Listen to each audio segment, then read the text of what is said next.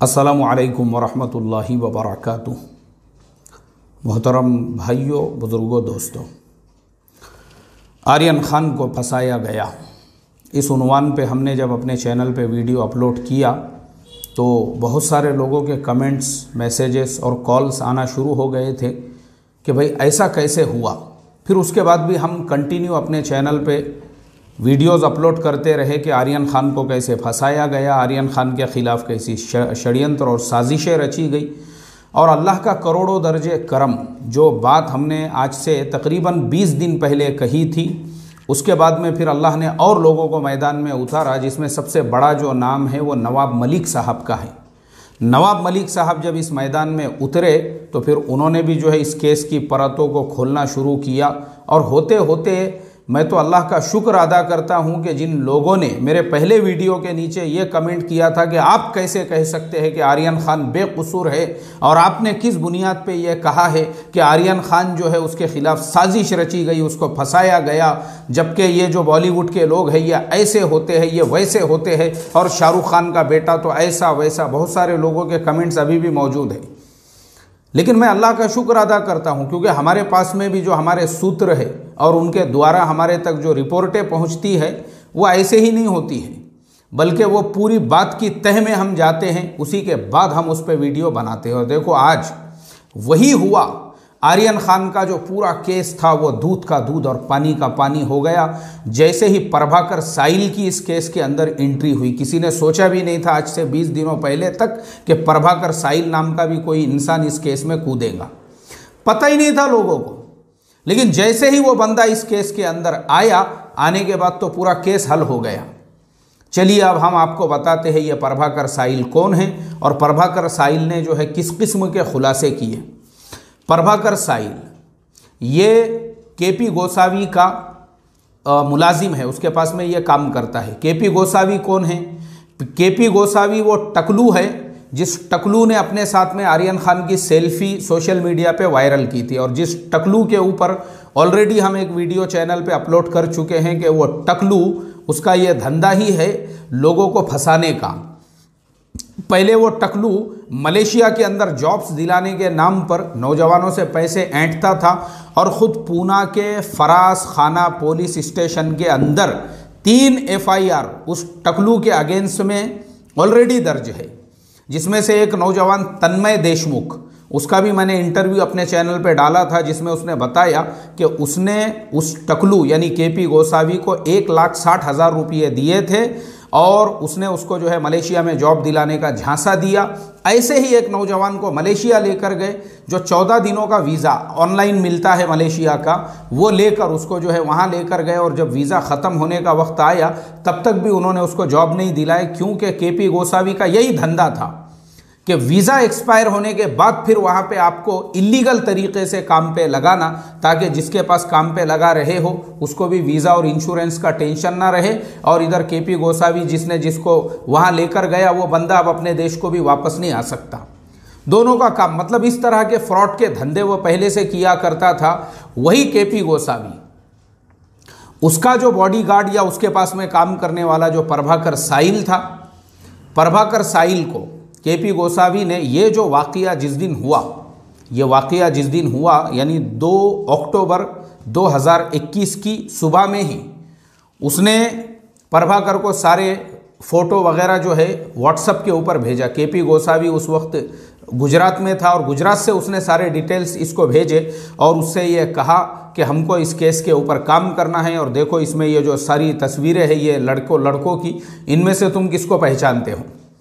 अब प्रभाकर ने जब सारी फ़ोटोज़ देखा तो उसने कहा कि उनमें से सिर्फ वो मुम्मुन धमेचा को पहचानता है, उसके अलावा बाकी किसी को नहीं पहचानता। उसको ये भी नहीं मालूम था इसमें आर्यन ख़ान कौन है। अब आप सोचो, अभी कोई क्रूज़ पे पहुंचा नहीं है, अभी वो पार्टी शुरू नहीं हुई है, अभी कुछ ही नहीं हुआ है। ये सारी बातें जो है उस वाक़ये से तकरीबन 12-14 घंटे पहले चल रही है। कि वहाँ ये लोग आने वाले हैं और अपने को वहाँ पे, जबकि वहाँ पे वो जो प्रोग्राम था क्रूज़ के ऊपर 1800 लोगों को वहाँ पे इनविटेशन दिया गया था, यानी 1800 लोग उसके अंदर पार्टिसिपेट करने वाले थे। लेकिन 1800 में इन्होंने पहले ही ये जो नौजवान थे इनको टारगेट बना लिया था कि हमको इनको टारगेट बनाना है।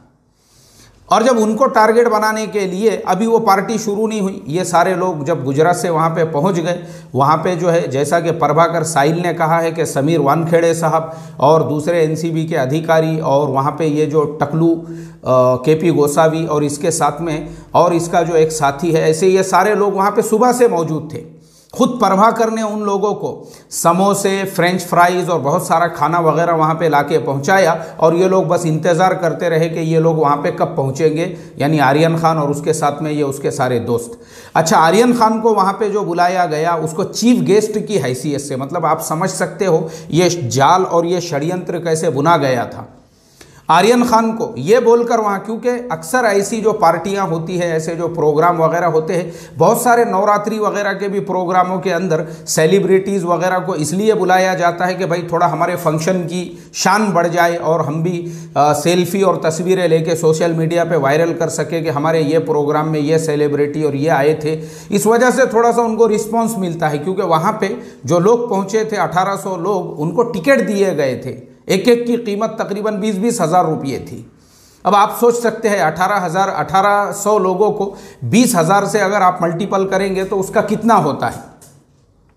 इस तरीके से आर्यन खान को चीफ गेस्ट के तौर पे वहाँ पे बुलाया गया और बुलाने के बाद में वो, जैसे हम लोग बचपन में एक नज़म पढ़ते थे, बोले मुझे कूफा वालो मुसाफिर न समझो, मैं आया नहीं हूँ बुलाया गया हूँ। वो जो हज़रत इमाम हुसैन रज़ी अल्लाह ताला अन्हु का वाक़िया है, उसके अंदर हमारे बचपन में ये नज़म मदरसे में पढ़ते थे, बोले मुझे कूफा वालो मुसाफिर ना समझो, मैं आया नहीं हूँ बुलाया गया हूँ। Same to same Aryan Khan के साथ में वैसा ही हुआ।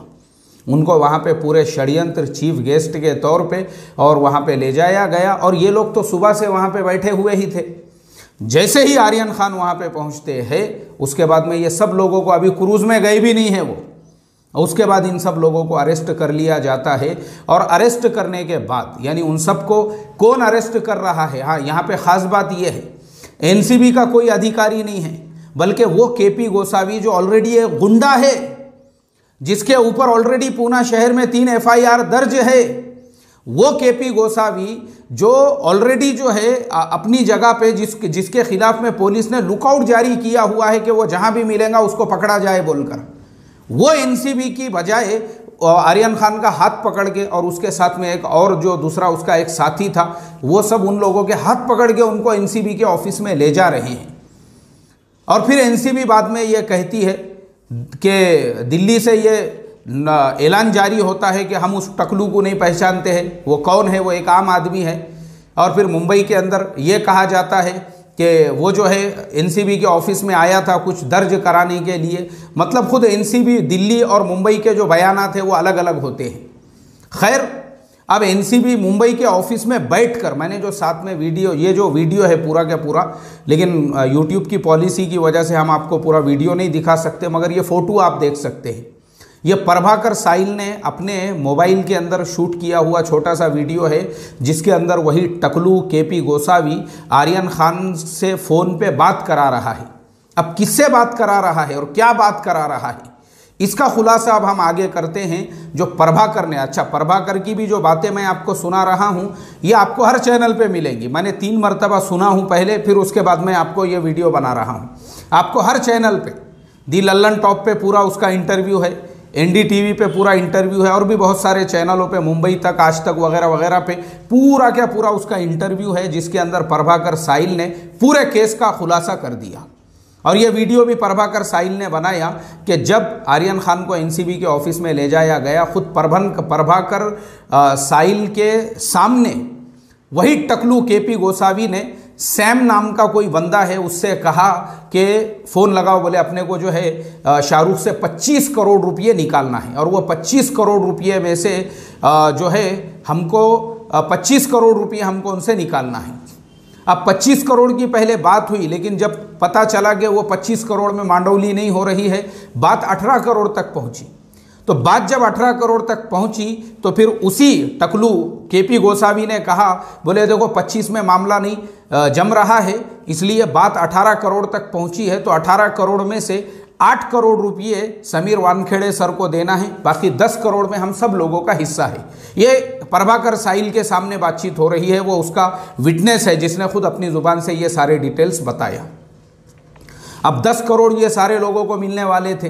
फिर उसके बाद में क्या हुआ, उसके बाद में जब ये जो बात चल रही है, देखो आप, ये जो आर्यन खान से ये जो क्या बात चल रही है और आर्यन से वो किसकी बात करा रहा है, ये बात होने के फ़ौरन बाद में वही टकलू केपी गोसावी ने प्रभाकर से कहा कि चलो, बोले हमको शाहरुख की जो उसकी जो असिस्टेंट है या उसकी जो पीए है पूजा ददलानी, जाके हमको उससे मिलना है। अब ये लोग पूजा ददलानी से मिलने के लिए लोअर परेल पहुँचे, बिग बाज़ार के सामने। लोअर परेल बिग बाज़ार के सामने जब ये लोग पहुँचे तो पूजा, केपी गोसावी, सैम और वो जो तीसरा बंदा है, ये सब मिलके जो है बात कर रहे हैं। अब ये बेचारा प्रभाकर तो उसका मुलाजिम था, लेकिन वो भी कम से कम 5 फीट के दूरी पे खड़ा हुआ था और वहाँ पे वही मांडोली चल रही थी। कितने करोड़ में? अब सूत्रों के द्वारा तो हमको ये खबर मिली है कि पहले 40 करोड़ की मांग की गई, उसके बाद 25 करोड़ पे बात आई, उसके बाद में मसला आया 18 करोड़ रुपये पे। लेकिन पूजा ददलानी से जब इनकी जो बातचीत चल रही थी वहाँ पे वो मसला ये नहीं हुआ, क्योंकि शाहरुख खान ने पैसे देने से बिल्कुल इनकार कर दिए। उन्होंने कहा कि मेरा बेटा भले जेल के अंदर रहे, मैं वो केस लड़ूंगा, लेकिन मैं इस तरह से रिश्वत नहीं दूंगा। और फिर ये पूरा जो केस है, ये पूजा ददलानी ने इनकार कर दिया। पूजा अपनी कार में जो मर्सिडीज़ के अंदर बैठकर आई थी, पूजा वापस चली गई। पूजा के वापस जाने के बाद में फिर ये जो सारे लोग हैं, फिर केपी ने जो है इससे कहा, ये जो प्रभाकर उसके पास में काम करने वाला है, उससे कहा कि अभी तुमको जो है ताड़देव जाना है, और ताड़देव के अंदर वाइट कलर की एक कार होगी, उसका नंबर भी उसके अंदर दिया हुआ है, 5051 ऐसा कुछ नंबर था। उस कार में से तुमको एक बैग मिलेगा, वो बैग लेकर आना है। और प्रभाकर ने जब वो लेकर आया तो उसमें थे 50 लाख रुपये। केपी गोसावी यानी ये जो टकलू है, इनका पूरा प्लान फेल हो चुका था। ये जो करोड़ों का प्लान था, क्योंकि शाहरुख खान ने तो पैसे देने से इनकार किए। अब ये 50 लाख पता नहीं है उन्होंने किससे वसूल किए, क्योंकि उस केस के अंदर बहुत सारे नौजवान थे। वो बहुत सारे नौजवानों में से बहुत सौ की लिस्ट जो है वो कम होती गई, और फिर ये बचे कुचे जो है अभी जिनके ऊपर केस चल रहा है। अब आपने ये भी गौर किए होंगे कि शुरू में ये कहा गया कोर्ट के अंदर कि आर्यन खान के पास 13 ग्राम ड्रग्स मिली। फिर दूसरे दिन ये कहा गया कि आर्यन खान के पास तो ड्रग्स ही नहीं मिली, खाली आर्यन खान की व्हाट्सएप चैट की बुनियाद पे उसको गिरफ्तार किया गया। अफसोस की बात यह है मोहतरम दोस्तों, जिसके पास बिल्कुल भी ड्रग्स नहीं मिली हुई है वो अभी भी जेल की सलाखों के पीछे है। और जिन लोगों ने इतना बड़ा षड्यंत्र रचे, वो केपी गोसावी 50 लाख लेके मलेशिया फरार हो चुका है। यानी वो जो टकलू जिसकी मैं बात कर रहा हूँ, वो ऑलरेडी मलेशिया फरार हो चुका है।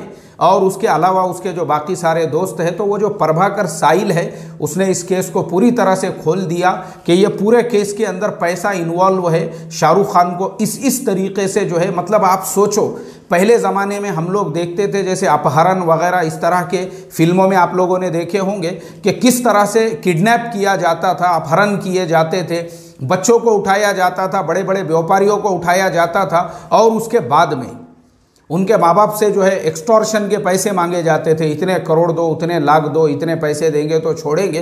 तो ये जो अपहरण वगैरह पहले इस तरह से होते थे, अब उसका तरीका बदल चुका है।